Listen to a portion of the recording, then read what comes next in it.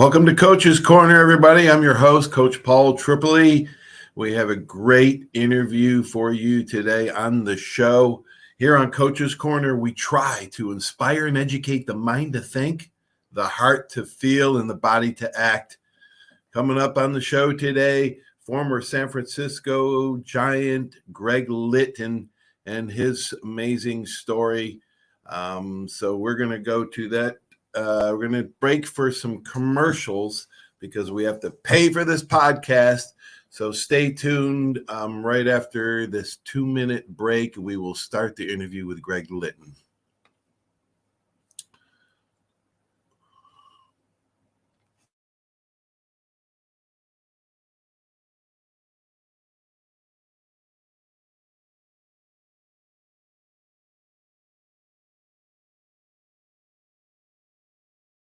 There's a reason why Hill Kelly in Pensacola is the #1 selling Chrysler Dodge Jeep Ram dealer between Jacksonville and New Orleans. While other dealers have taken advantage of a competitive market with higher prices, Hill Kelly has discounted prices to the lowest of the year. And Hill Kelly in Pensacola won't surprise you with excessive charges beyond the selling price. Come see why people from Milton, Pace, Foley, Bay Minette, Daphne, Gulf Shores, Mobile, and beyond are driving to Hill Kelly in Pensacola to buy their next new Chrysler, Dodge, Jeep, or Ram. At Hill Kelly, the bottom line price and your satisfaction are what really matter. So before you sign, check the bottom line and make the trip to Hill Kelly in Pensacola to see what true local ownership can do for you. At Hill Kelly Chrysler, Dodge, Jeep, Ram, Highway 29 in Car City, Pensacola. Or shop online 24/7 at hillkellydodge.com. When it comes to bottom line pricing, nobody beats a Hill Kelly deal. Nobody.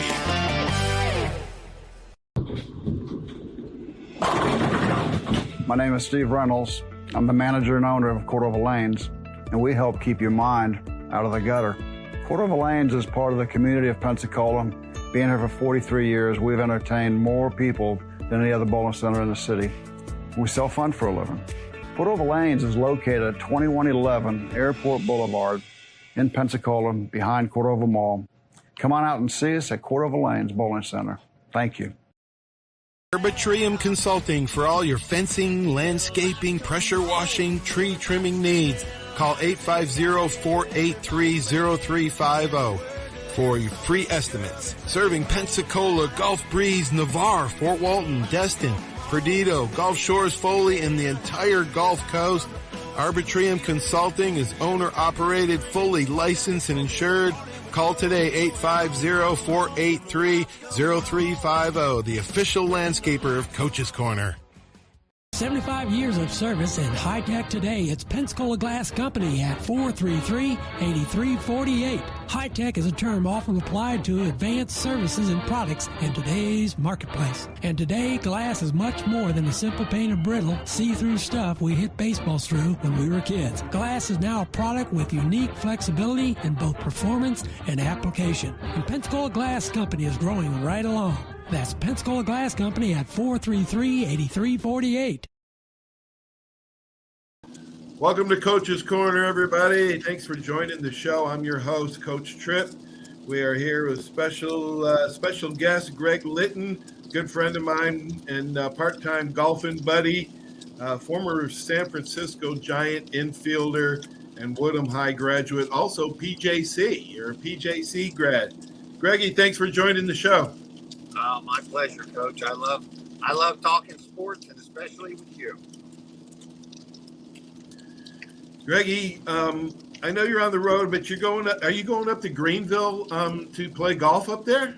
I am. We've got a 12:05 tee time, and so I'm on the road, and it's raining, but everything will be just fine.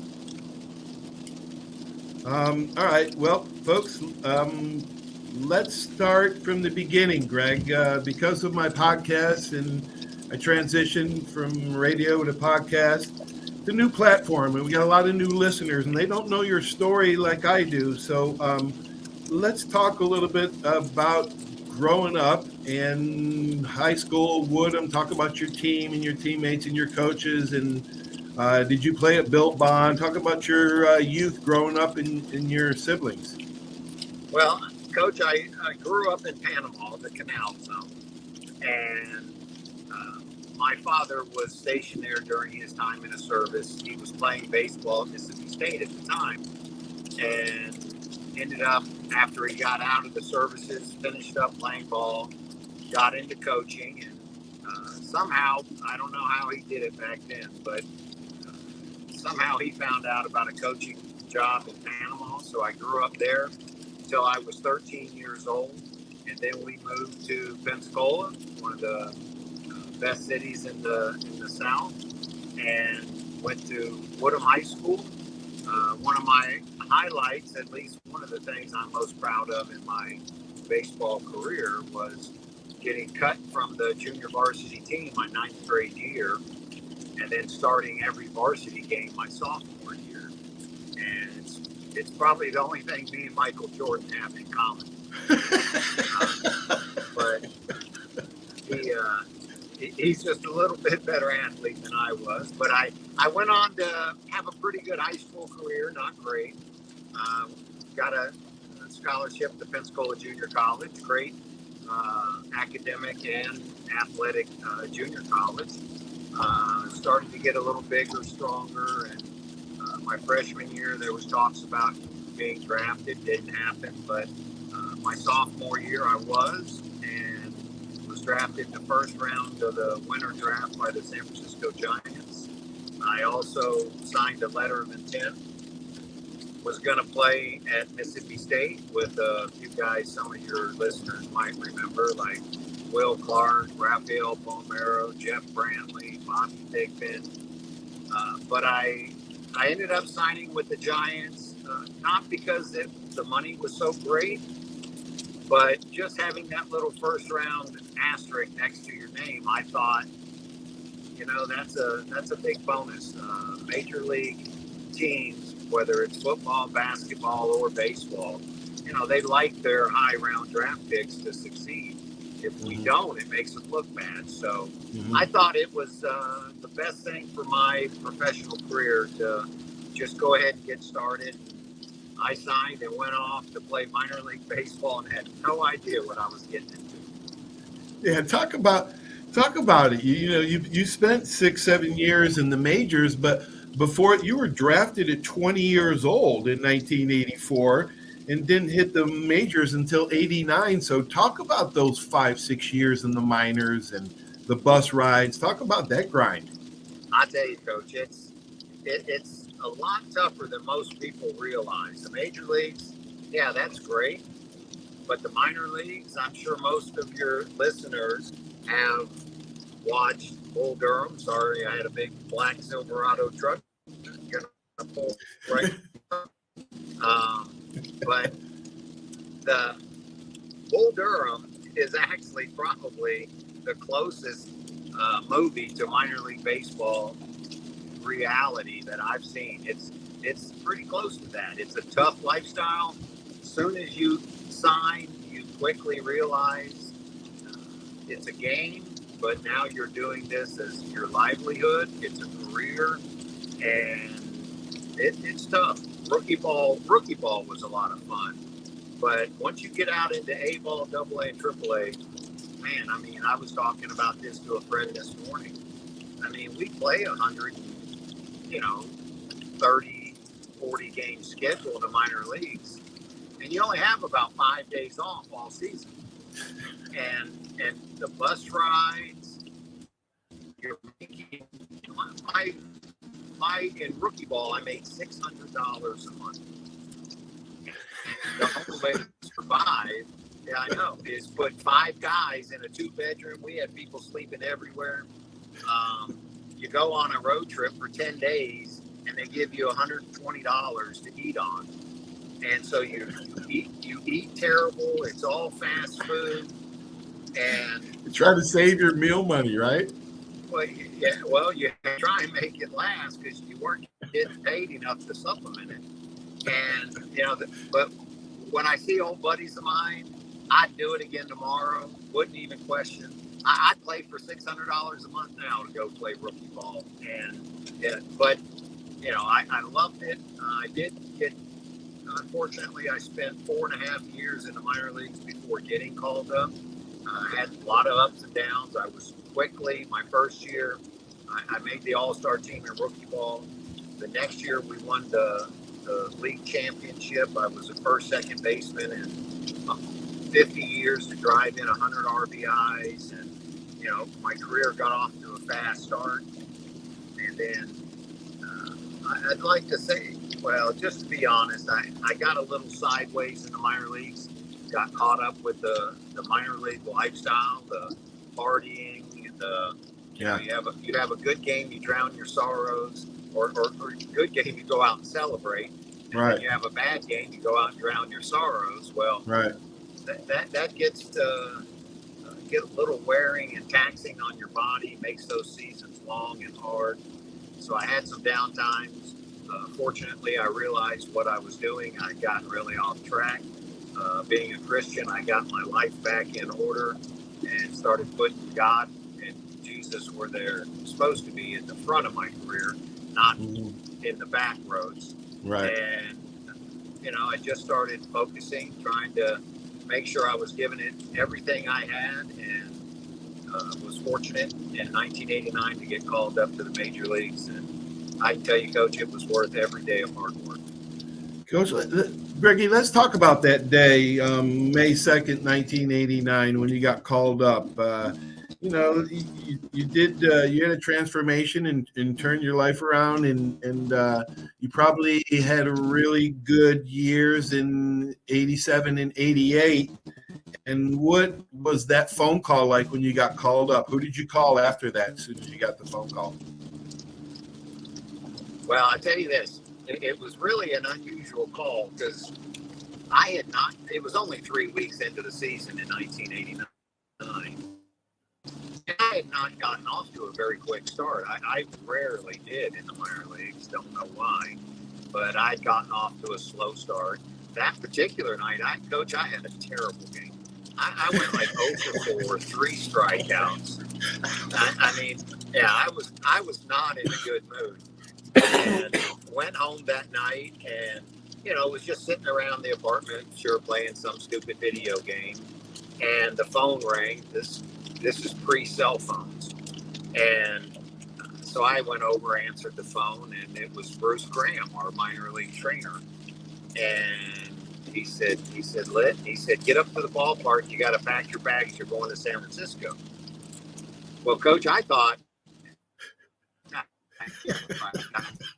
there were some of the old veteran team that were sitting on the ballpark, have a few cocktails, and they were going to play a practical joke on somebody, and I wasn't going to fall for it. I actually argued with Bruce for about 5 minutes, and finally I was like, okay, Bruce, I'm coming. And I hung up the phone. I remember the first thing I turned around, I looked at my roommate. He's looking at me just like, what is going on? And I said, I think I'm getting called up to the big leagues, but I'm not sure. And he said, and he goes, after tonight's game? And I was going, I was like, yeah. So I drove to the ballpark. I wasn't sold out. I wasn't going to get tricked, but I got to the ballpark. Sure enough, I was going to the big leagues. And man, I tell you what, Coach, it was, I tell people all the time, I'm very fortunate. I do some traveling, some professional speaking. And I tell them all the time, I wish I could share that feeling with everybody because, I had dreamed of that moment since I was 8 years old. Yeah. And it was just an incredible feeling of accomplishment. And the hardest part about it was I had to drive all the way back to my apartment before I could call my dad. And so, yeah. So got home, called my dad, and sure enough, next morning was in San Francisco, and it was unbelievable. Greggy, we both been blessed, man. I remember traveling in the first game at Alabama when Coach Bryan put me on the traveling squad after 2.5 years of grinding. So I know what that feeling's like. I wish everybody could capture it. The Pensacola area is really, really is an amazing sports town, but it's also got rich baseball tradition. Starting with our Hall of Fame, Don Sutton, right? Jay Bell, Travis Fryman, Mark Witten, Adron, yourself, Josh Donaldson, Jim Presley, Talmadge Nunnery, Addison Russell, Dennis Llewellyn, Kevin Saucier, Max Siebert, just to name a few. I mean, what was it like? Was Buddy your coach at PJC, and what were the other, like Bill Bond, some of the other baseball legends in Pensacola that started this run of Major League Baseball players? Yeah, I tell you, and also Preston Hanna was another one, and Buddy Kisner was my coach at BJC, and one of the nicest, best men I've ever known. Just a great guy. I was up in Atlanta just a couple of weeks ago seeing Dusty Baker. Went up to a ball game. Houston was in town playing Atlanta. My brother, who used to come out to see me play all the time, and he had gotten to know Dusty, and he was like, after Dusty winning it all last year, it was nice. So we went up to see him play, and actually stayed with one of my junior college teammates, and we went over those teams. I mean, we had the junior college team. My freshman and sophomore year at BJC. Most people think I'm kidding when I say this, but honest to goodness, Coach, that team could have competed against any Division I school in the country those 2 years. And I mean, we had, and when I say this, look, I understand most of the time it's depth. Anybody can play with their ace against another team if you've got a really, strong starting pitcher or something. Right. But off of those two teams, we had two pitchers pitch in the major leagues. We had two pitchers make it to AAA, and we had three pitchers make it to AA. Oh my gosh! Yeah, off of one junior college, just that alone. But we had just talent in every position. But those were just fun, great days in Pensacola. Back then, we had guys like Jimmy Presley, like you mentioned, Dennis Llewellyn, Kevin Saucier, Preston Hanna, that we had to look up to. And it was something that I just always dreamed of. It's the only thing I ever wanted to do. And, I'd like to think I gave it my all and got, almost everything I had out of it. No athlete ever looks back and did, I don't think, at least I did, got all of your talent out, but it's a tough life. Yeah. If everybody says they got no regrets, they're lying. Come on. Yeah. Don't give me that. All of us could have probably done something better in our careers. Let's talk about some of the Pensacola's great baseball coaches. You mentioned Buddy and Bill Hamilton, and I think Mike Jeffcoat is in that category with his what he's done with UWF. But Fred Waters. some of the great Bill Bond, Mark Conti, Charlie Warner, Richard Labounty. Those are some of the guys that are responsible for developing at the high school level some of our great athletes in baseball. Yeah, and I played against Labounty, and I just already went brain dead. I'm driving. Coach at Pace, you mentioned. Yeah, Charlie Warner. Charlie. I actually played against them and played with them for the old Pensacola Seagulls, the old semi-pro team. Oh yeah. What? Oh yeah. It was, Coach. It was one of the funnest times I ever had playing baseball. We played on Catholic's Field. We traveled to Pascagoula. We played in Mobile. Listen to this. This is the funniest game. We went over to Mobile to play in Theodore, Alabama.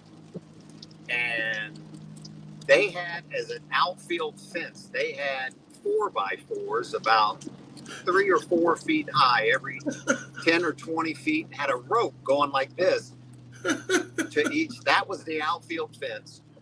And the funny thing about it is Preston Hanna had just gotten released from the Braves. I think he was in AAA at the time. Well, the only thing when you're that age in Pensacola, That's the reason I was playing for him, because I was too old to play at Bill Bond or Babe Ruth, heck, I went brain dead the other league I played in. But, once you hit 18 years old, you can't play in any of those. And so I had to play on the semi-pro team. And Preston Hanna, he was trying to stay sharp, trying to hopefully get picked up. And he played with us a few games. So we had I still remember our first baseman, Big Henry, and Sweet Lou was on second, Coach Pearl. Man, we had some fun. Oh my gosh! All right, so how's your golf game? You're going to play golf. How's your golf game? Oh, Coach, it's getting old does a lot to you, but I still play decent. I still hit it pretty good, but I don't know what's happened to my swing. I never like to watch it because you never think your swing looks as good as anybody else does. But people used to tell me I had a good swing, and I think that's gone. I saw a video a guy took, and on a ball that I smoked off the tee, and I saw the video, and I was like, oh my, how did I possibly hit that ball good with that swing? It was ugly, but fortunately in golf they don't ask you how, they just ask you how many. So let's talk about the rule changes in Major League Baseball. Do you like them? Which ones don't you like? There's the time clock, and of course, the bases are larger, and the infield cannot have shifts. What are your feelings on all of the changes? Coach, I'm so disappointed in Major League Baseball. It's hard to even describe. I saw a guy the other night slide into second base on a double play, and he held the second baseman or shortstop up from falling down after he slid. And I'm just like, oh my. It's just so sad. The one thing that may have helped a little, that I've heard positive things about being in Atlanta, didn't even notice the shot clock, pitch clock, because nothing happened with it, but it did speed the games up. It does help. I think they went a little overboard with the pitch clock, and then, the pickoffs, you can only throw over twice. The games, went from, I think, 3:08 down to like 2 hours. And I think they can tweak some of this, maybe get rid of stuff, and keep the games about 2.5 hours. I think that'd be a good thing. I always thought the players should have been able to do this themselves, but they weren't. So something maybe had to be done. But the shift, come on. The league Major League Baseball has to outlaw a defense because you're not a good enough hitter to beat it. That's just pathetic. The bases being bigger. The hitters now go up wearing this gear. They stand right on top of home plate. I don't like any of it. I think the game is just getting so soft, and I don't know. I hate to feel this way, Coach, but it's hard to watch sometimes, and I'd like to see them get back to old school, police themselves. Look, there are hitters that need to be plunked every now and then. I'm sorry if somebody disagrees with that. You're not trying to end a career. I always hear that with a hitter that, right. Well, Coach, let me ask you a simple question. You follow baseball. You're a sports nut. When's the last time a hitter in Major League Baseball got hit by a pitch and had his career ended? Can you think of? Never. Not that I can think of. No. Okay, so it could happen. You could get a hangnail on the wooden bench and end your career too. But that's not. I just think it's getting silly. Well, who are the? I know you're close with Dusty Baker. What was, because you spent like 3 or 4 years with Dusty in '89 to '92, some 2-3 years. Tell our listeners a little bit about Dusty, how happy you were for him, and what did he say to you when you saw him recently? It was great. Dusty Baker is he's the most knowledgeable baseball person I've ever known. And, as an ex-player, Coach, we all think we know more than we do. Mm-hmm. But I tell you this, I'll be watching a game and, managers will do something. And, of course, I'm in my, chair criticizing and telling him what he should have done different. But I tell you this, when Dusty does something that I don't, I literally will sit there and go, oh, man, come on, Dusty, that's just dumb. And then I'll go, well, to be honest, he probably knows something I don't. And I'll give him the benefit of the doubt, because being around him as much as I was, without a doubt, Coach, he knows more about baseball than I'll ever even dream. Guy's been in the game for 50 years. Just amazing. I think he was called up to Atlanta, I think 47 to 50 years ago. And, I mean, that guy's probably forgotten more baseball knowledge than I'll ever know. But the guy is just one of these. I always say, if you don't like Bake and you play with him, you might have played against him. He played tough. He might have given you some reasons not to like him. But if you got to know him and didn't like him, there's something wrong with you. When I came up as a rookie, it's a long story. I had up and down minor league career. And let me just say, he stood up for me to the brass and to some of the big dogs that were out of line when he had no business or no reason to. I barely knew him, but he knew they were wrong and stood up for me when I was a little punk rookie. And I'll never forget that. And love the guy. Couldn't be happier for him. The only thing he hadn't done in the game was win a World Series as a manager, and couldn't be happier for him. When I saw him in Atlanta, I mean, he brought my brother, my nephew, my junior college teammate, brought us onto the field for batting practice. And wow. Yeah, made their day. And he's just that guy. And you always want a coach to have your back. I mean, and be knowledgeable and care. That's all. And those are the three things that players want from coaches.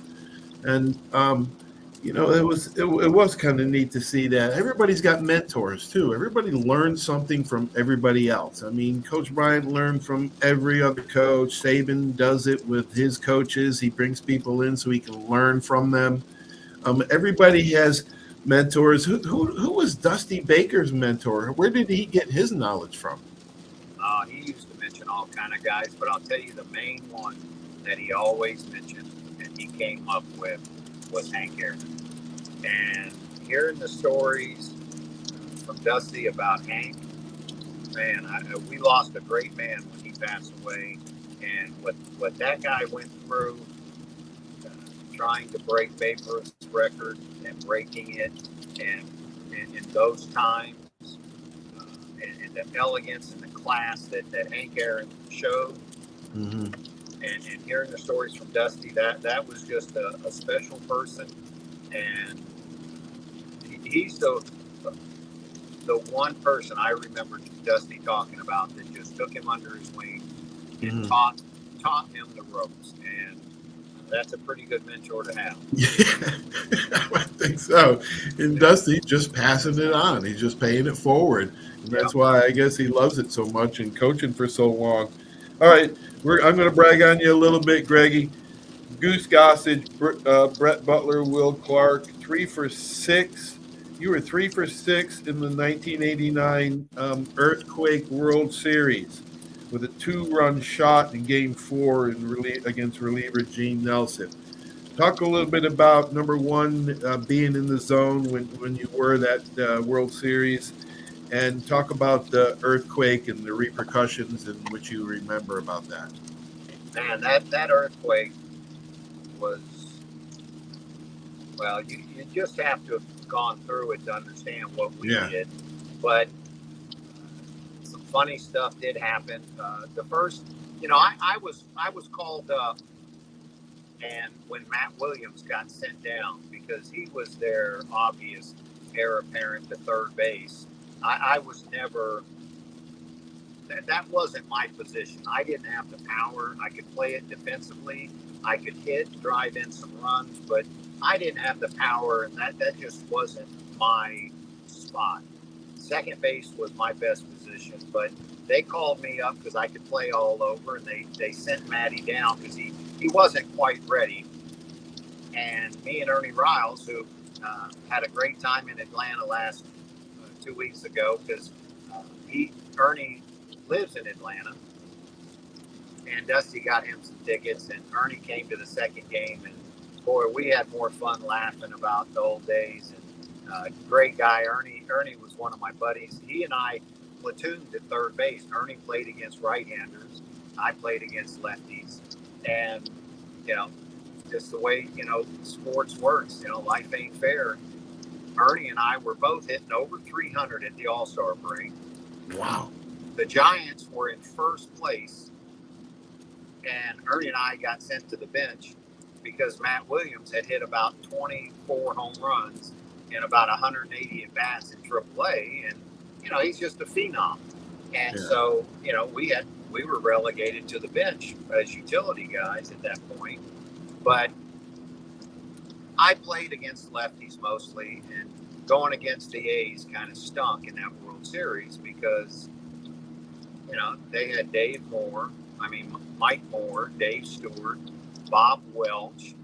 I don't know who their starters were beyond those, but the first two games in Oakland, Dave Stewart, Mike Moore, they were both 20-game winners. Yeah.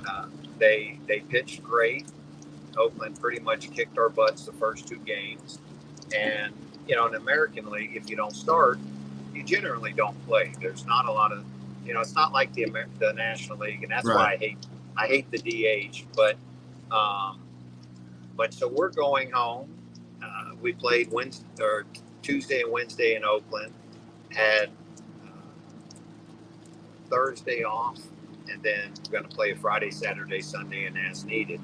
But Friday's game, they had Bob Welch pitching, another right-hander. I think he won about 17 games. So I'm not in the lineup, and I'm enjoying it though, and goofing off and with some of my minor league buddies that were September call-ups, but not on the playoff roster. And Roger Craig walks by me about 30 minutes before the game, and my locker was right next to the training room.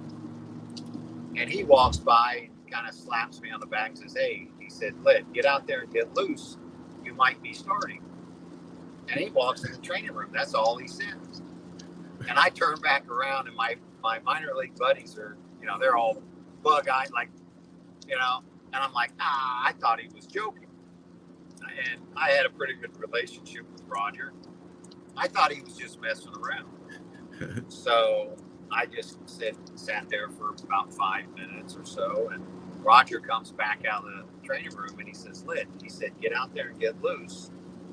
He said, "Bob Welch is sick, hurt, something. I don't remember. I didn't hear much about it after hearing he was serious." He said, "He's going to go out and try and pitch, but La Russa has said, count on a lefty pitching because Bob's not going to be able to pitch." He goes, "You're starting at," I don't even remember where. I don't even think I heard. But he said, "You're starting at second or third if that happens." And I was like, "Oh, man." I was like, he's serious. And so I get around with people when I travel and speak, and I say, so at that point I did what all good ball players do. I went to the bathroom. And so true story, and I'm walking back out of the bathroom when the earthquake hit. And I grew up in Panama. I played minor league ball in California. I've been through a bunch of small earthquakes. And small earthquakes are like hurricanes aren't so funny anymore, but they're, a small earthquake was always kind of funny because I'd never been through a big one. And the earthquake hit, and I was literally standing in a door jamb, which for you listeners, if you're ever in an earthquake, that's the worst place to be. So, but I didn't know that, and I stood in the door jam, and I was about 30 yards from being outside in the parking lot safe. But I just thought, well, I'm not going to panic and run outside. It's just a little earthquake. So I stood there in the door jam, and it started rocking, and then it started getting bigger and bigger and bigger. And, you know, I learned you don't know how big an earthquake's going to get until it stops getting bigger. And halfway through, it's basically throwing me off the walls. It sounds like a freight train going right over your head. The sound of concrete being bent, twisted toward like it was above me. The only way I can describe it, Coach, is I was like, I'm dead. It's coming down. I'm dead. And I'm 30 yards from outside. Couldn't get there. And I'll tell you another funny Dusty story. Halfway through the earthquake, for some reason, well, the lights went out, so I can't see anything either. Well, after it started slowing back down, I'm like, holy cow, I'm gonna live. The lights came back on temporarily, and we didn't have generators. We didn't have power for 5, 6, 7 days or so after that. So I don't know why they came back on just for a little bit, but they came back on, and I'm still literally standing there in shock outside the bathroom entrance. And I mean, the adrenaline rush, I'm shaking literally.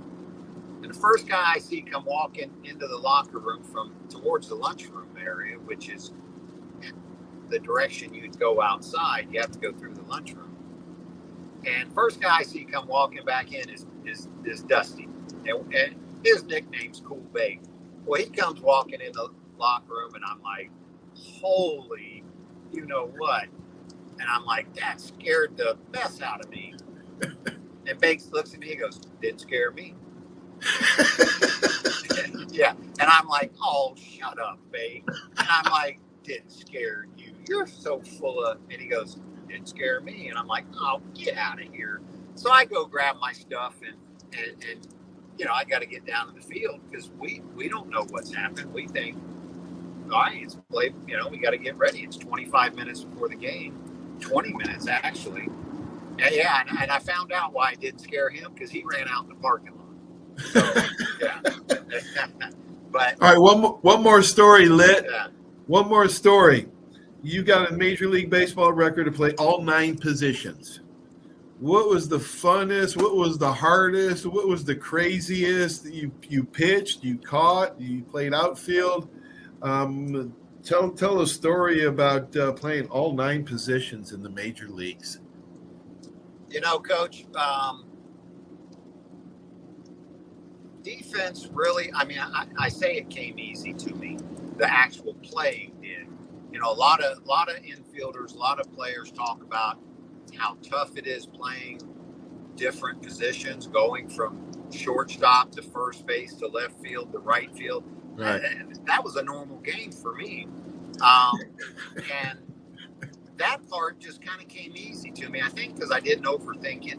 It's like, look, just catch it and throw it. That's all you do. Yeah. And now I obviously, you know, I practiced a lot. The catching and pitching was the funnest. Catching was the hardest. Pitching, I pitched in high school. My sophomore year at BJC, last half of the season, I was our stopper. I won our last junior college game. I started my only game starting. Oh my gosh! And threw a 7-inning, I think 3-hit shutout. So I pitched. I was always the extra pitcher at every level I played. In the big leagues, I was our extra pitcher. Back then, we only carried like 10 pitchers. Now they carry like 13. And I almost pitched probably 20, 25 games where it got down to where, like, look, this guy's got 1 inning left, and you know, you got it after that. That's what I always wanted to do, Coach. I wanted to get in there with a chance to win a game, and because the pitchers would have never heard the end of that had I got to win. But so it was pretty fun. The defense side of it kind of came easy. Just catch it, throw it, don't overthink it.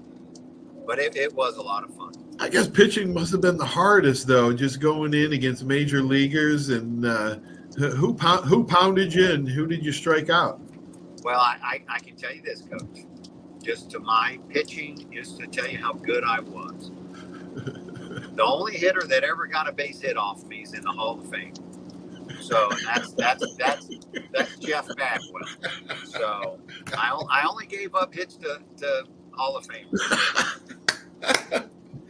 Good stuff, Greggy, man. I miss you. We're going to have to go out and play some golf pretty soon, man. I would love to, Coach. Good luck with this new high-tech stuff you're getting into, man. I'm just proud of you. Thanks, Greggy. I appreciate you. Have a great day, man, and we'll talk to you soon, Greggy. Thanks.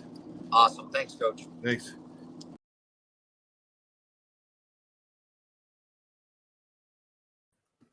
I want to thank Greg Litton for joining the show today. That wraps up today's show. Stay tuned for a couple spots from our commercial sponsors. Don't forget, next Saturday, Dr. Galen McCullough, interview with him, a world-renowned surgeon, author, entrepreneur. He snapped at Joe Namath at Alabama, and we'll talk about his latest book, The Saban Process and the Bryant Promise. Also, he includes the Lombardi Paradigm. So you don't want to miss that next Saturday. It's a great interview. Have a great sports weekend, everybody. Stay tuned for our sponsors' spots. We'll talk to you soon. There's a reason why Hill Kelly in Pensacola is the #1 selling Chrysler Dodge Jeep Ram dealer between Jacksonville and New Orleans. While other dealers have taken advantage of a competitive market with higher prices, Hill Kelly has discounted prices to the lowest of the year. And Hill Kelly in Pensacola won't surprise you with excessive charges beyond the selling price. Come see why people from Milton, Pace, Foley, Bay Minette, Daphne, Gulf Shores, Mobile, and beyond are driving to Hill Kelly in Pensacola to buy their next new Chrysler, Dodge, Jeep, or Ram. At Hill Kelly, the bottom line price and your satisfaction are what really matter. So before you sign, check the bottom line and make the trip to Hill Kelly in Pensacola to see what true local ownership can do for you. At Hill Kelly Chrysler Dodge Jeep Ram, Highway 29 in Car City, Pensacola. Or shop online 24/7 at hillkellydodge.com. When it comes to bottom line pricing, nobody beats a Hill Kelly deal. Nobody. Are you riding around in a filthy vehicle? Dirty car no more. Visit Ronnie's Car Wash today to get it shining in no time. They have 3 convenient locations with another coming soon. The unlimited monthly wash packages start as low as $14.95 per month with free vacuums, multi-purpose spray, and towels. Visit them in Gulf Breeze, Navarre, Fort Walton, and soon Crestview. Don't wait, wash today. Be sure to see Ronnie's Car Wash on Facebook to see the latest specials and discounts. You'll be riding and shining in no time.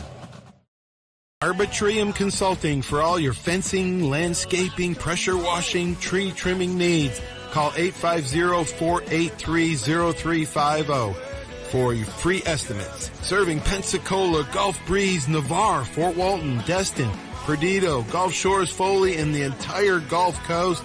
Arbitrium Consulting is owner-operated, fully licensed and insured. Call today, 850-483-0350, the official landscaper of Coach's Corner. Hey, Bill, some game, huh? I haven't really noticed, Paul. What? The biggest game of the year? I've been looking over my insurance. Talk about problems I'm trying to figure out. Well, do what I did. Call the Seiler Agency. They showed me what I needed and what I didn't. They even saved me money. Now, instead of worrying about my insurance, I can worry about the big game. Contact the Seiler Agency at 476-7443 for all of your insurance needs. Your independent agent for home, auto, boat, RV, commercial, general liability, life, and sound investment strategies. Call 476-7443 today. Step one works so hard to get you in the perfect BuickGMC.com. Looking for a better car buying experience? With a Step 1 Advantage from Buick GMC, Fort Walton Beach, and Pensacola, receive no-hassle market-based pricing or incentives by pre-ordering. Looking to sell or trade? Our dedicated team will even come to you. Plus, every vehicle sold at Step 1 supports local charities right in your neighborhood. Experience the Step 1 Advantage at Buick GMC, Fort Walton Beach, and Pensacola today.